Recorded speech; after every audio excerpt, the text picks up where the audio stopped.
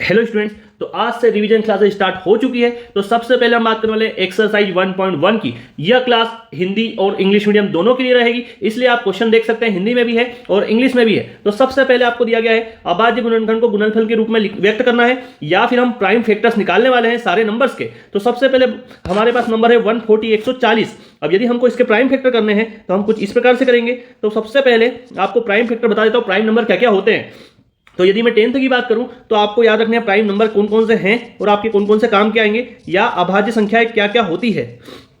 तो 2, 3, 5, 7, 11, 13, 17 और 19 और 23, इतनी यदि आपने अभाज्य संख्याएं याद रखी है तो आपका काम हो जाएगा। आपको इसी से डिवाइड करना है, इसी से भाग देना है। तो सबसे पहले हम भाग देंगे या डिवाइड करेंगे 2 से।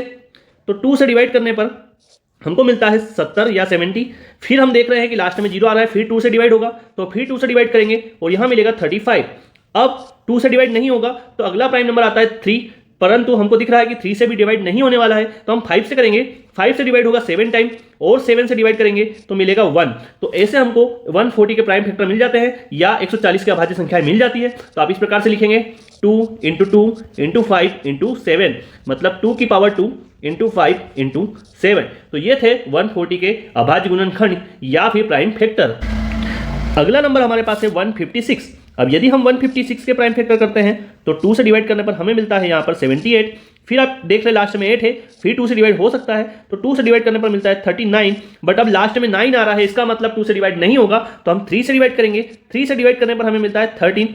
13 को डिवाइड करो 1 से तो 1 टाइम। तो यहाँ पर हमको 156 के प्राइम फैक्टर मिलते हैं 2 × 2 × 3 × 13।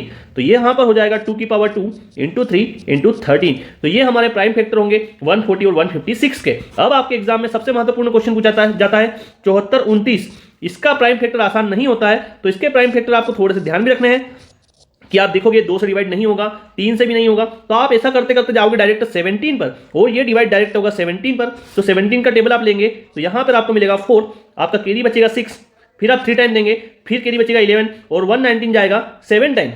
देन हम देंगे 19 से तो ये जाएगा 23 टाइम, देन ये जाएगा 23 से 1 टाइम। तो हमको फैक्टर मिलेंगे 74 29 के 17 × 29 × 23, और यही हमारे फैक्टर होंगे। और ये काफी महत्वपूर्ण प्रश्न है, कई बार एग्जाम में आ चुका है। तो ये थे 3 प्रश्न, इसके 2 प्रश्न आपके लिए होमवर्क में छोड़ते हैं। आप इसका होमवर्क करके जरूर आंसर बताएं, कमेंट सेक्शन में आपके आंसर का वेट रहेगा।